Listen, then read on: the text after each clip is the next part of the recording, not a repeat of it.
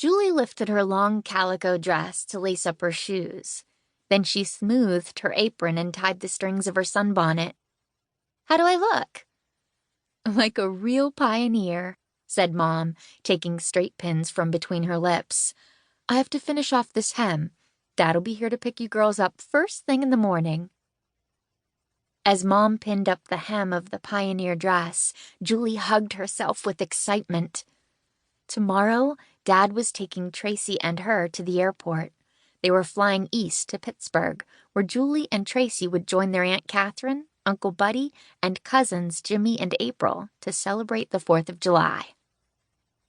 But this was not just any July 4th celebration, Julie reminded herself. It was 1976, the Bicentennial, and Julie and her sister were going to be part of a very special event. An old-fashioned pioneer-style wagon train with wagons from all 50 states was crossing the country in honor of America's 200th birthday. Except, unlike in the pioneer days, this wagon train was starting on the West Coast and heading east, all the way to Pennsylvania. "It's like history in reverse," Dad had put it. In Pittsburgh, Julie and Tracy would join their cousins on a horse-drawn wagon for the last 3 weeks of the journey. Julie shivered with anticipation. An airplane! And a covered wagon! She would be like Laura Ingalls Wilder, who had crossed the prairie with her family in the Little House books. Julie could hardly wait. Tracy stopped brushing her hair and held up the green and white cotton dress Mom had made for her. "Did pioneers really wear these long dresses and ugly aprons? I'll die of embarrassment if I have to wear this. I look like Raggedy Ann." "You can wear blue jeans on the wagon," said Mom. "But take the dress. You may want to wear it when you get to Valley Forge."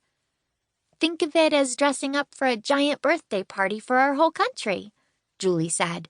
"Just think, 200 years ago was the original 4th of July, with the Declaration of Independence." Julie held up a hairbrush in a dramatic pose. "Give me liberty or give me death." "Give me my hairbrush," said Tracy, grabbing the brush and stuffing it into her overflowing suitcase. "Okay, I'll take the dress, but I need a second suitcase. I haven't even packed my pillow yet, or my magazines, or—" "Why not take your tennis racket and your hairdryer and your princess phone?" Julie asked, turning to admire her pioneer outfit in the mirror. "Ha ha, Julie Ingalls Wilder," Tracy teased back. Mom smiled. "I sure am going to miss you girls," she said, handing each of them a gift. Julie unwrapped her present. Inside was a blank book covered in fabric with orange pop art daisies. "A journal!" She hugged the book to her. "Thanks, Mom. It's perfect." "A trip like this is a once-in-a-lifetime event," said Mom. "You'll want to remember everything that happens." It didn't take long for Julie to finish packing. From all the weekends she'd spent at Dad's house, she'd become an expert packer. She neatly tucked her pioneer dress on top of her jeans, her t-shirts, and her little house books. "Please tell me you're not taking all 9 of those books in your suitcase," said Tracy. "Why not? At least my stuff all fits in one suitcase." Julie glanced at Tracy's 2 bulging suitcases. "Looks like you're taking your whole closet and half the bathroom." Tracy shrugged. "So, this way I'll be prepared for anything."